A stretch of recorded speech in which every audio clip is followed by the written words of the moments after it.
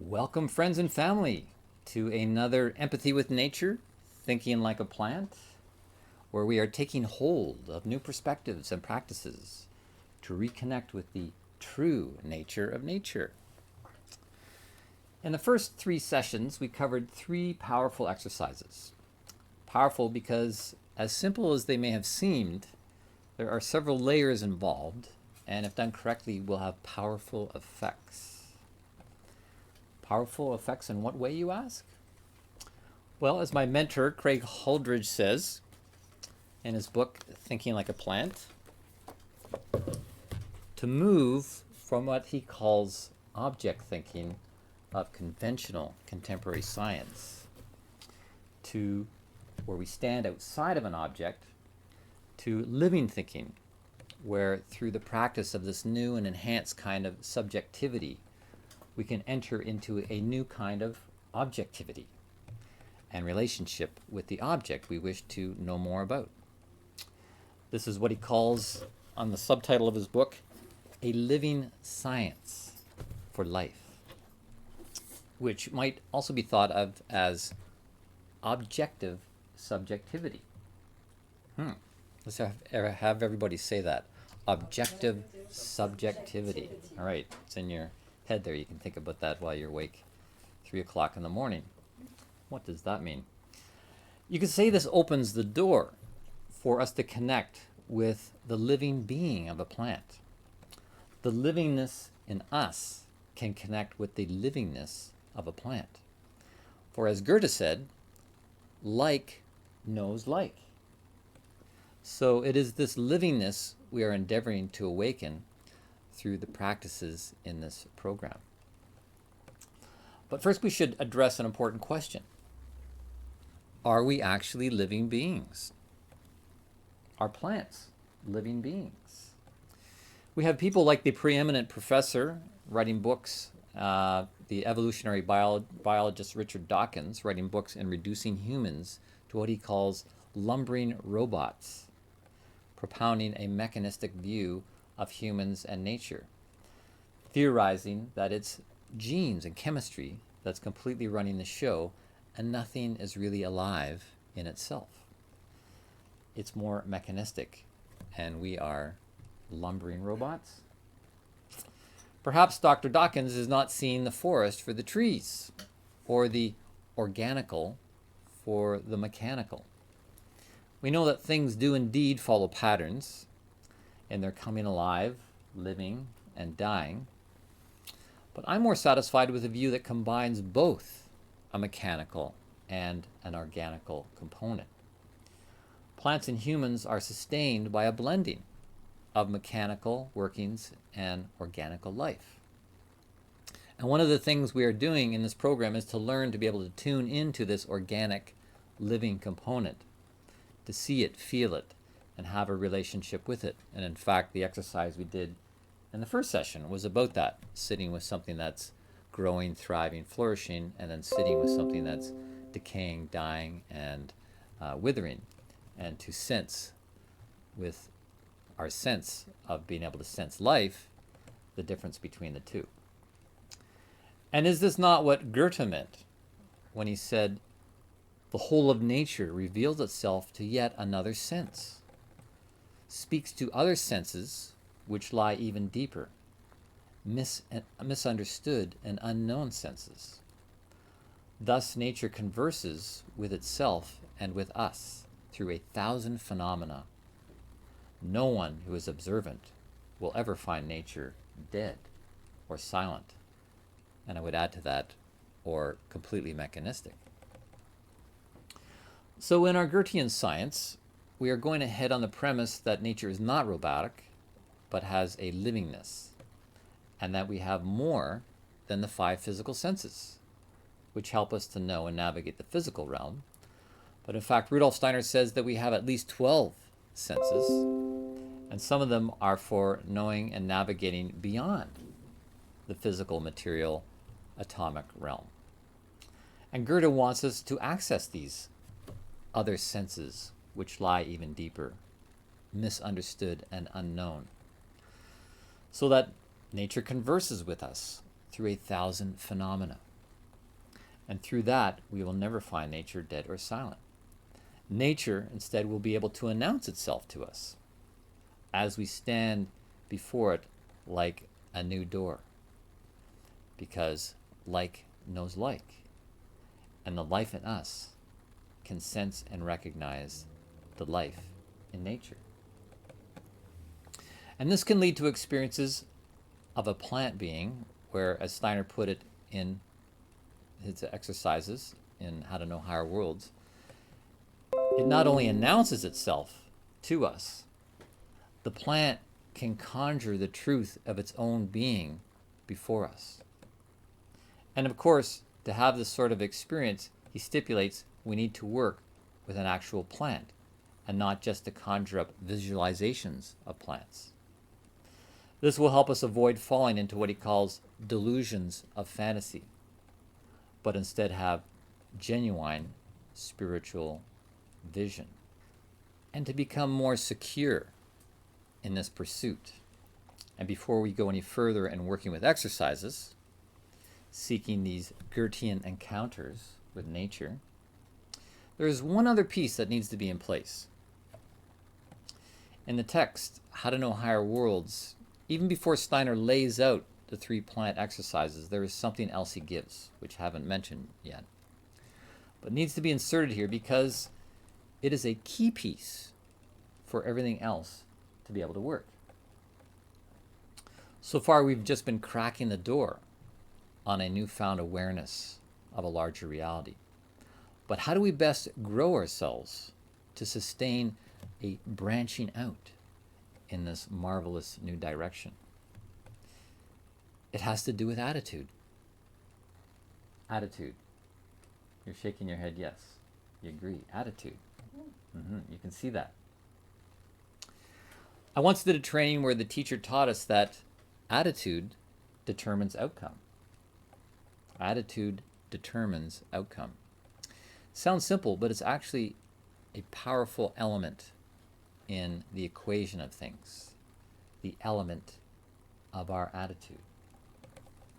We know from quantum physics and things like Heisenberg's uncertainty principle that the observer of a phenomenon cannot be totally detached and isolated from the observed in some supposed complete objectivity.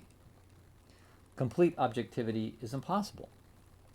There is always an intertwining effect between subject and object.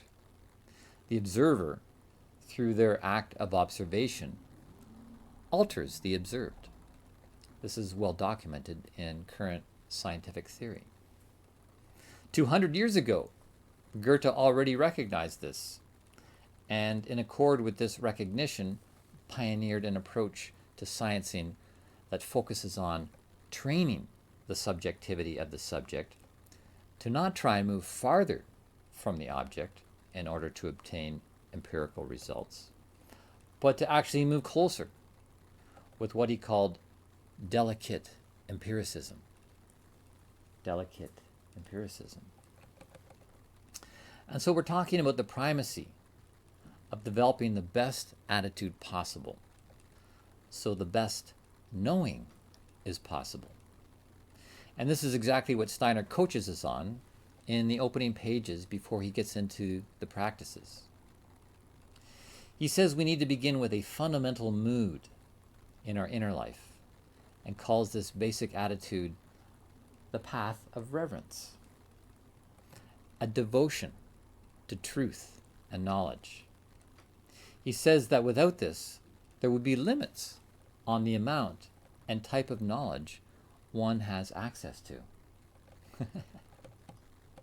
So glad you agree with everything I'm saying. I love it. Just keep nodding, and I'll keep going. He says this quality of feeling is like a seed that can blossom into a great potential if cultivated.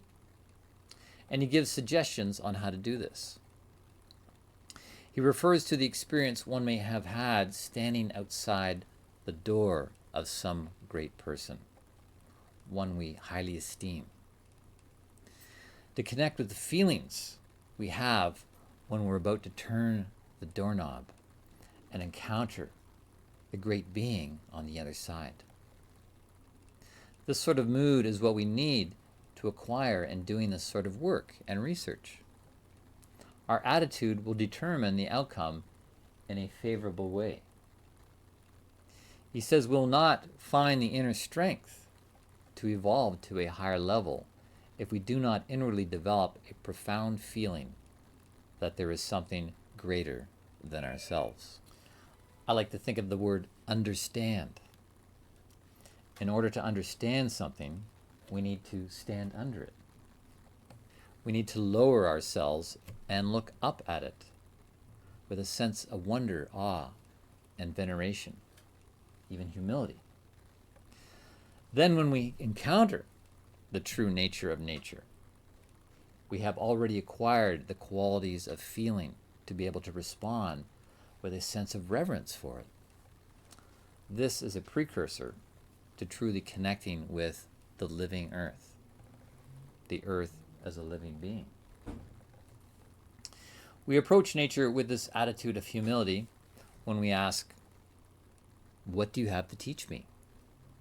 What do you have to teach me? Or as Henry Corbin said, things will tell you who they are if you listen to them, surrender to them like a lover. Max Scheler called it phenomenological love. This is Schwaller de Lubitz's intelligence of the heart and the affectionate attention of Goethe's delicate empiricism.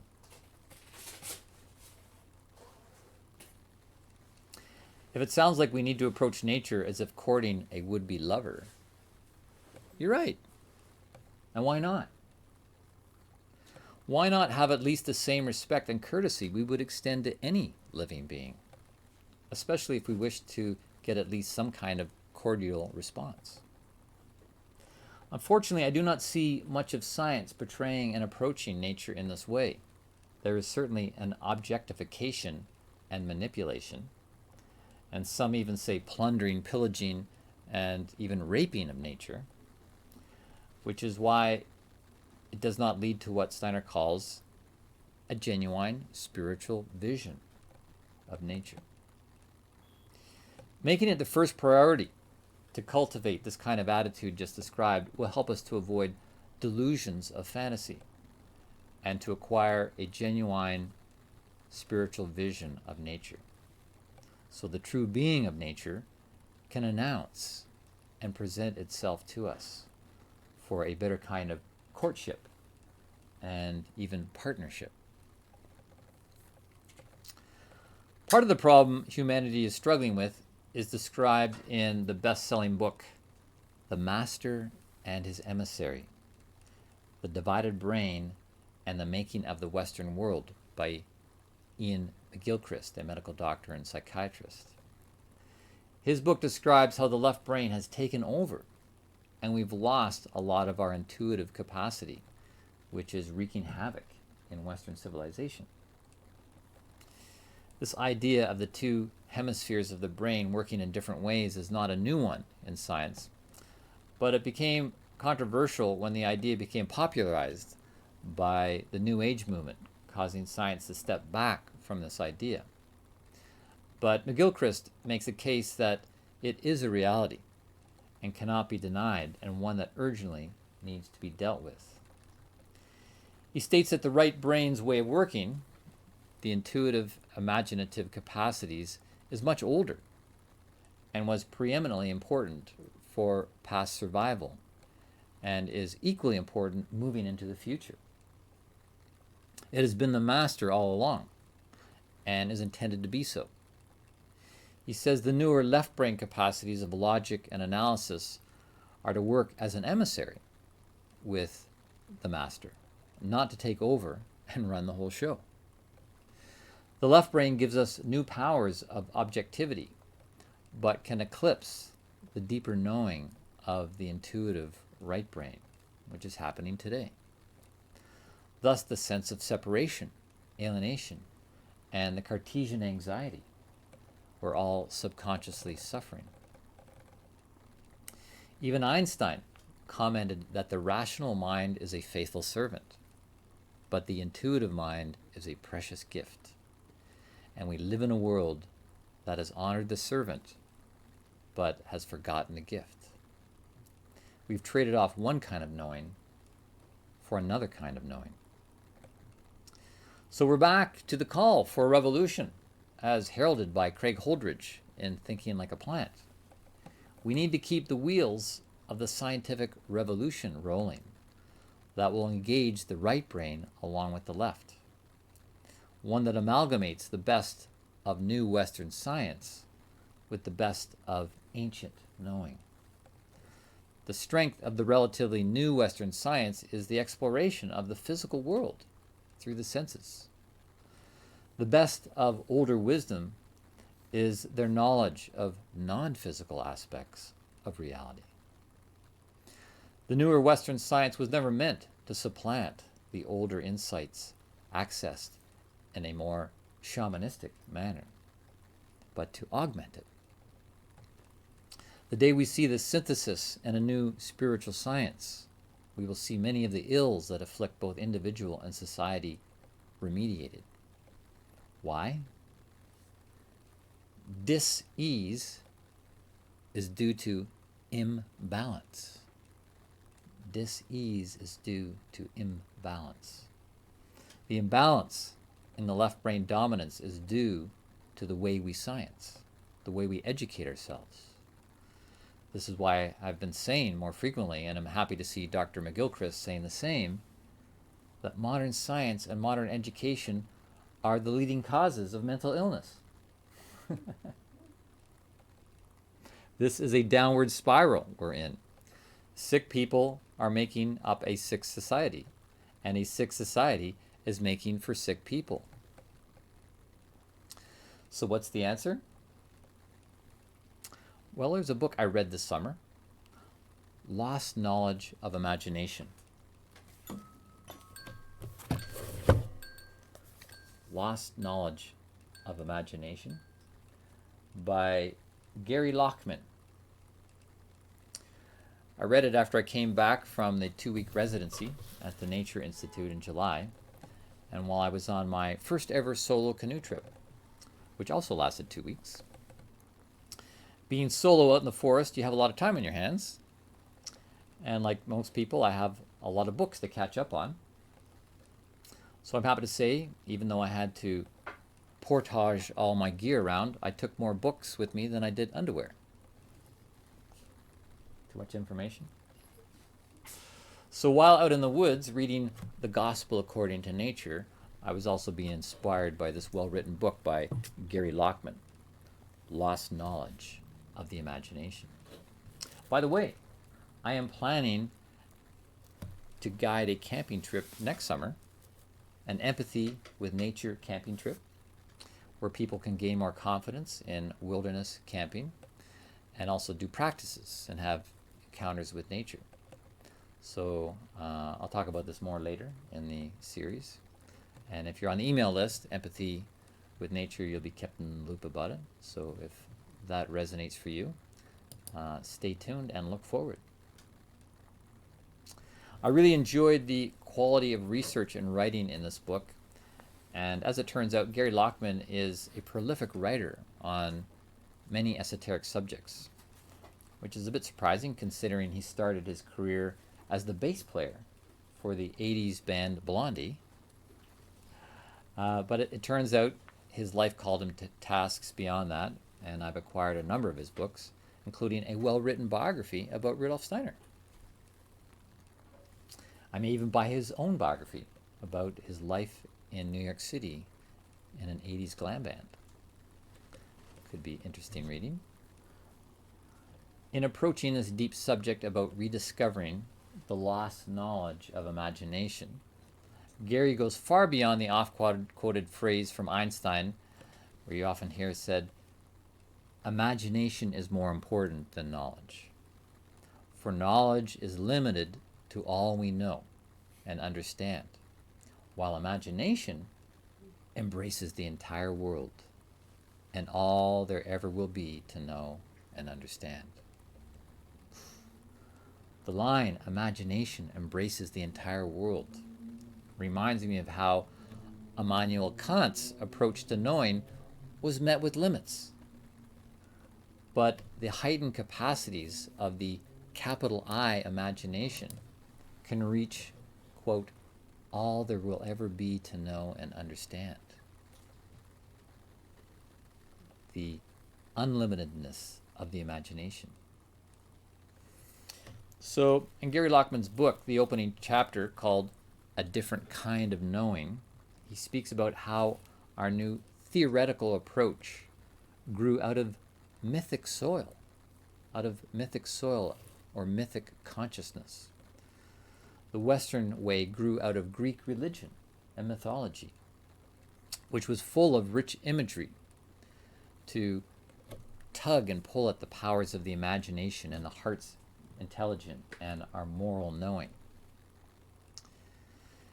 Even though this mythological thinking has given sway to the left brain dominance, there are still places on the planet where interactivity of the older type is kept alive, specifically in the shamanistic traditions. And even though all shamanistic traditions make use of plant medicines, not all shamanistic traditions make use of psychoactive plant medicines. But a few years back, I decided to do some exploration of the use of psychoactive plant medicine. And without having done it before, I decided to make a trip to the upper Peruvian Amazon to explore the powers of ayahuasca through the Shipibo tradition. And I'm not one who takes a lot of psychedelics, but I met a 90-year-old woman who said she had done it. I thought, wow, if she can do it, so can I. So without knowing what I was getting into, I flew off to Peru for my first taste of ayahuasca, which is considered one of the most powerful psychoactive substances on the planet. For me, it was a research project into something that is becoming increasingly trendy in society. But the way it was conducted by the Shipibo shamans was anything but trendy. It was actually a very serious undertaking.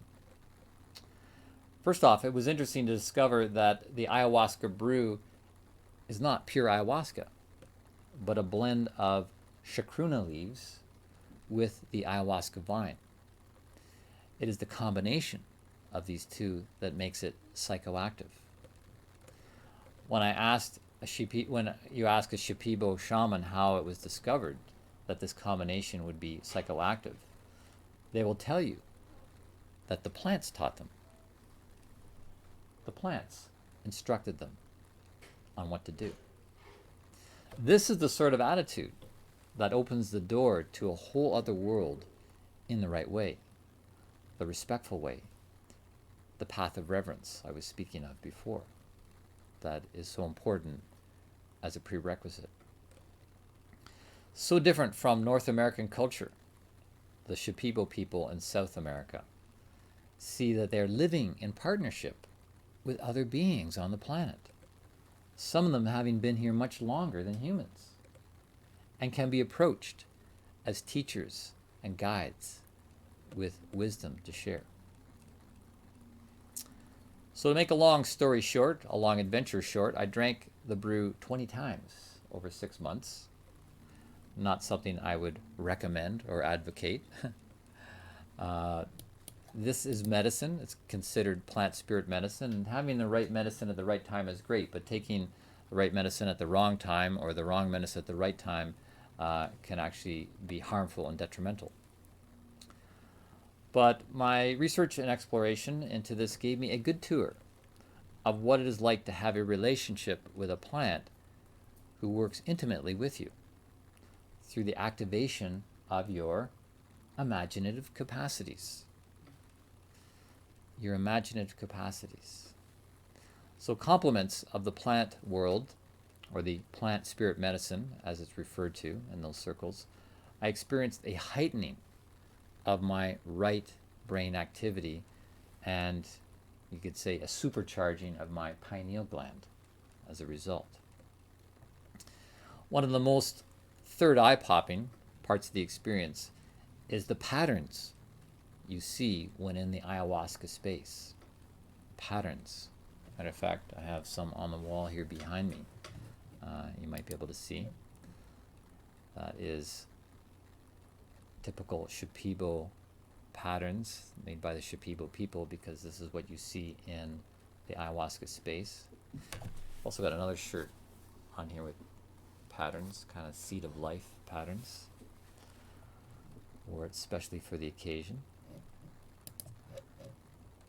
So these patterns that I saw, combined with the repetitive sounds of the jungle, began my understanding that nature is a blend of both mechanical and organical.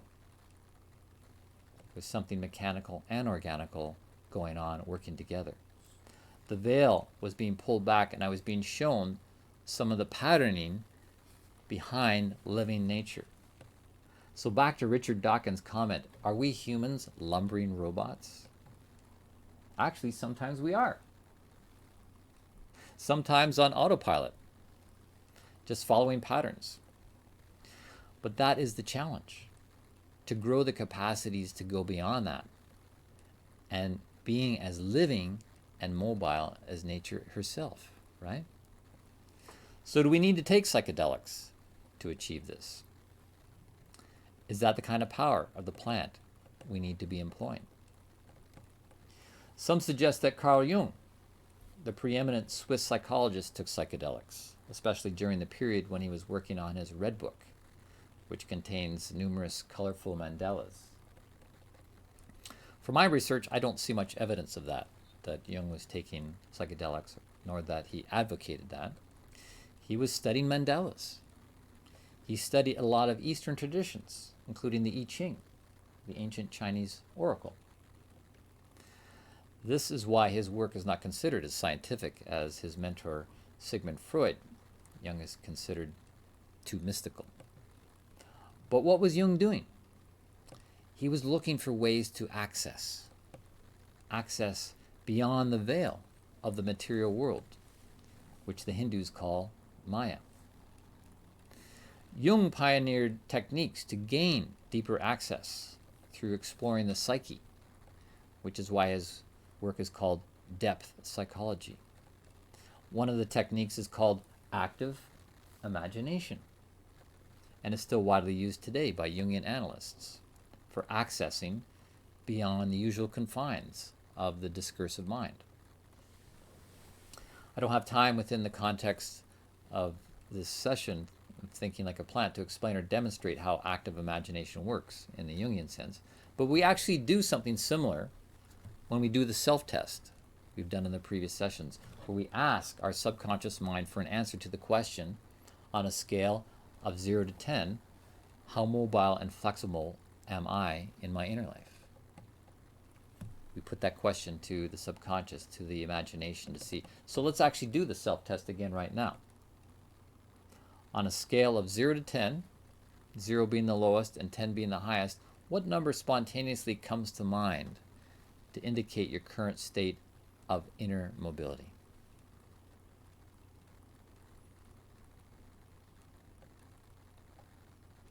And how does that compare with the previous times?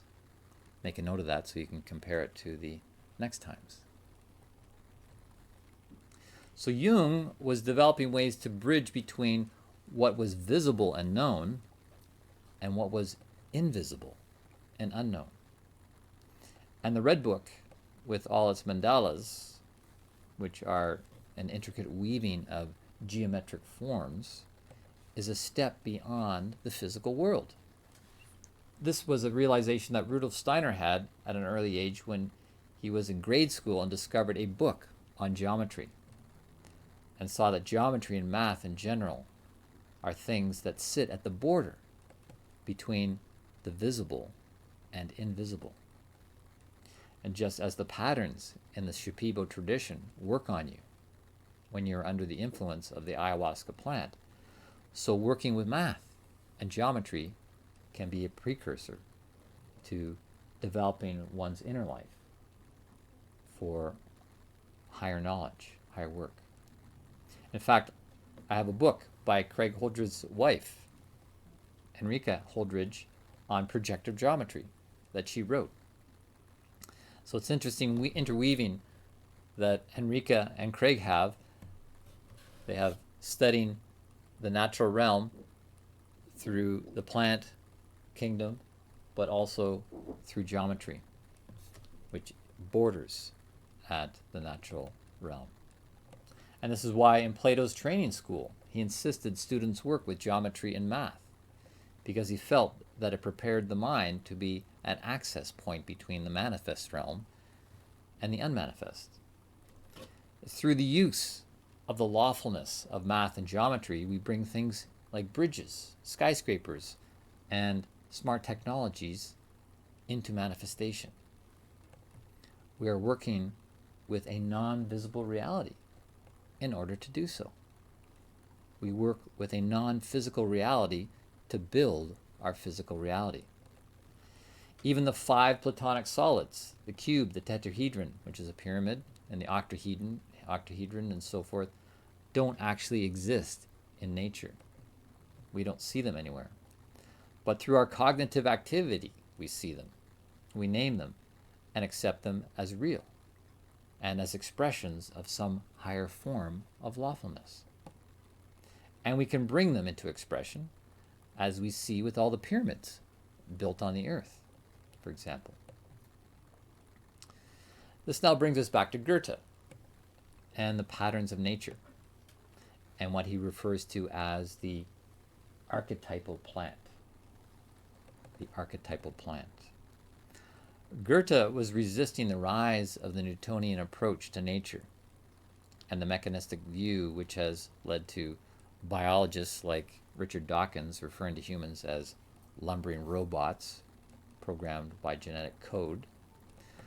But at the same time that Goethe was a part of the Romantic literary movement, writing poetry about nature, and in fact writing poetry to nature, as a means to keep his path of veneration alive inside, his scientific side was also observing the patterns of nature, which he became fascinated with and brought him to a major discovery, which he called the Upflanz. Upflanz. Can everybody say Upflanz? German for archetypal plant. Upflanz. It was Goethe's scientific side blending with his poetic side in pursuit of the mysterious unseen life that comes into manifestation every time something emerges from a seed. Where does this life come from?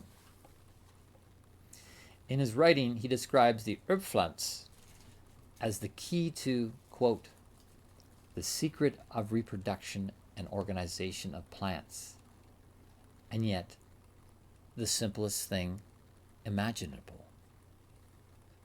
The secret of reproduction and organization of plants, and yet the simplest thing imaginable.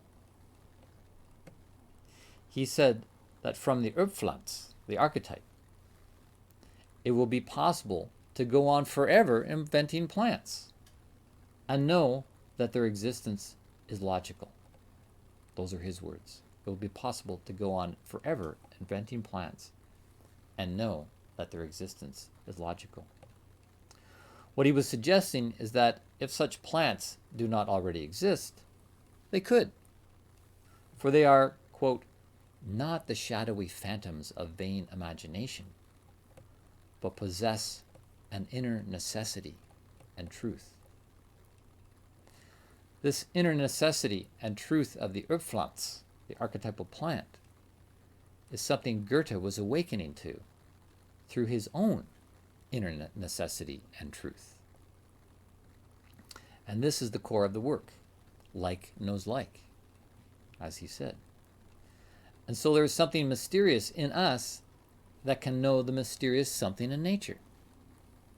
We can connect to the inner necessity and truth of the archetype of the plant through our own inner necessity and truth, once it is woke.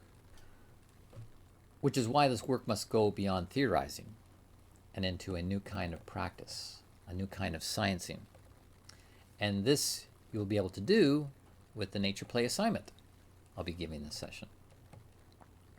This will allow us to engage with the imagination in a new way, the capital I imagination, which is not merely a loosening of reason and setting free of uncontrolled fantasy, as some suppose, but an enhanced cognitive power that combines both sides of the brain, both sides of our being, both the rationalistic and the shamanistic. And in fact, one could say the total of these two sides is greater than the sum of the parts. So in fact, it is the wholeness of our being connecting with the wholeness of nature. This is the challenge that lies ahead. And it's also the name of another book I'll be referencing. How cute is that? The Wholeness of Nature by Henry Bartok, Goethe's Way of Science.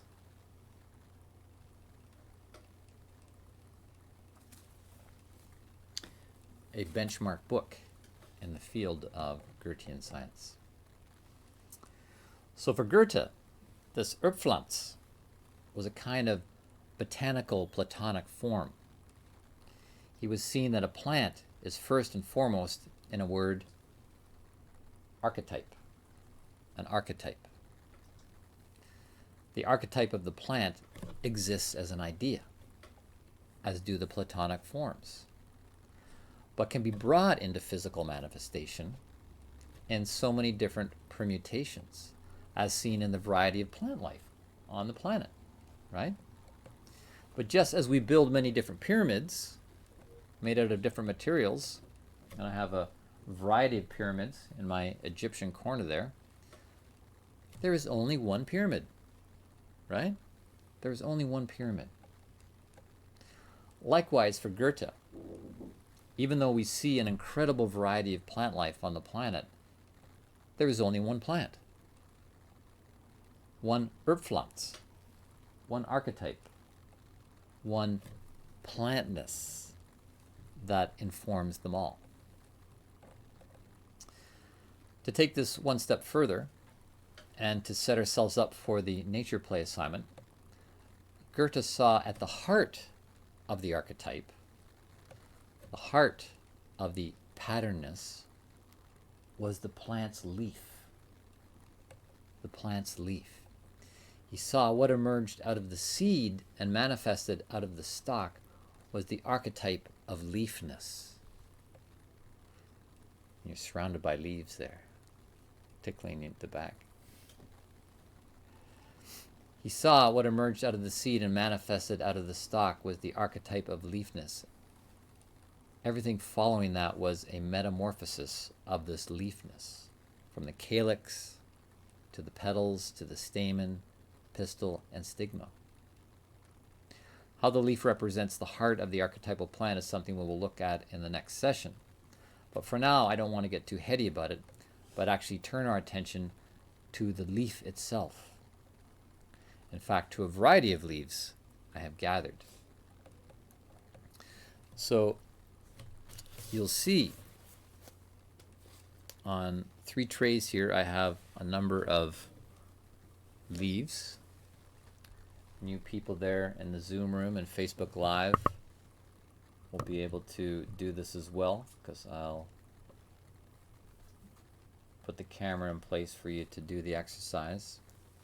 And what you're going to do is to use your exact sensorial observation, as Goethe called it, exact sensorial observation, to note details of the leaves.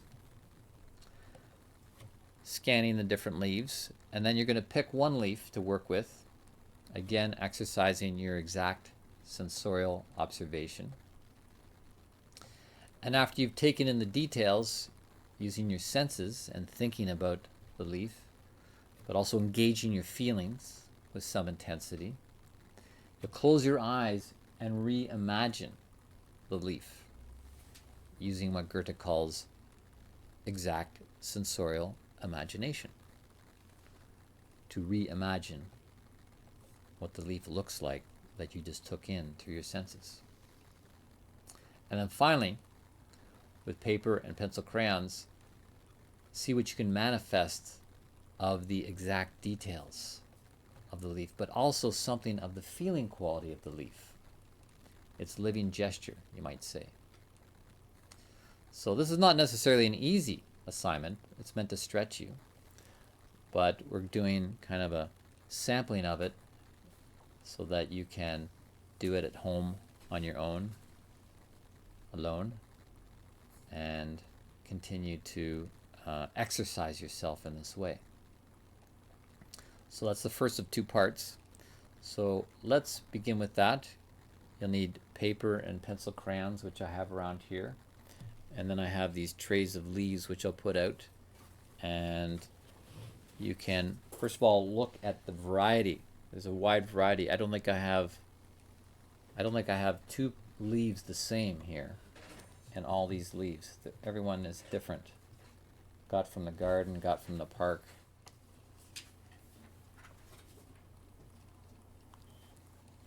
Shape, size. I'm not so concerned with color at this time, but just how it expresses itself through shape. There's a tiny little one there.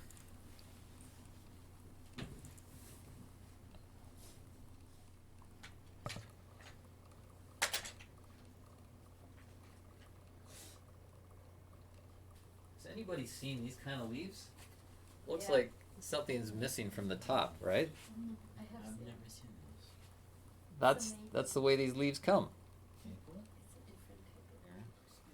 And do exact sensorial observation.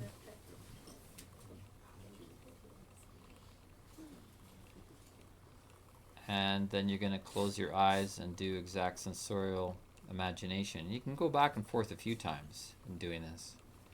So you really want to exercise this imaginative capacity combined with remembering the image and see what manifests in the inner space when you do that. What feelings, what knowing, what sensing.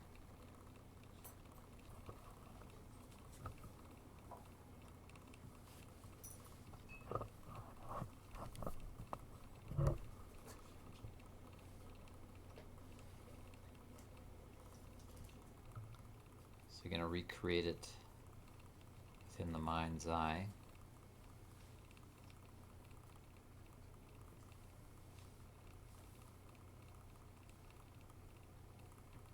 Then eventually you'll recreate it on a piece of paper.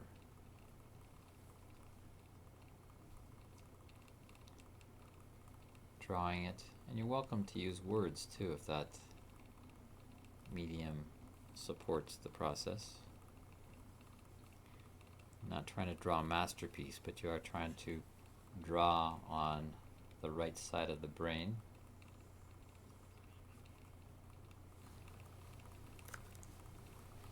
And then when you're done that, I'll just tell you what part 2 is, so when you're ready you can go on to that.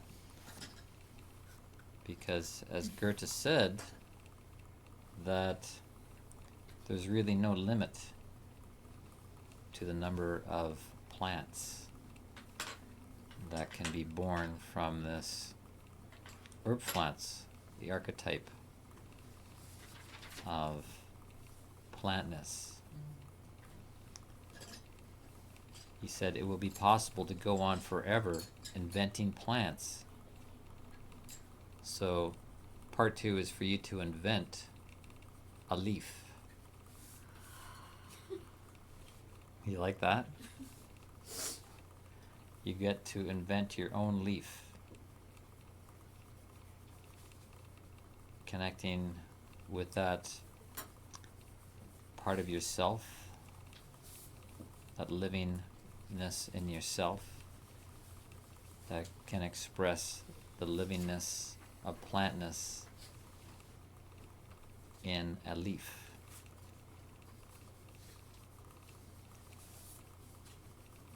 You can do one or more. There's no limit to the number of leaves you could invent.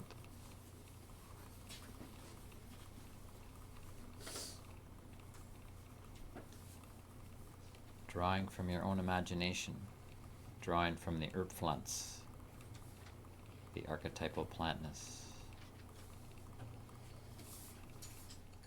And through it all, we haven't given one name to any of these leaves or plants. Knowing it is not dependent on naming it. Okay, why don't we have a look at some of the work that has been done. So here we have on the page both of them. The first is one that you took from nature.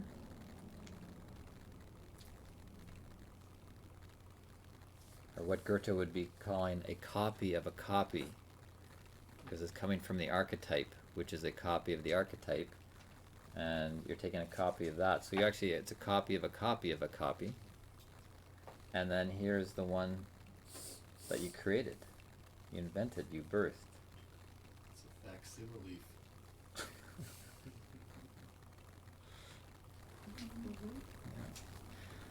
Good. So let's do the self-test again.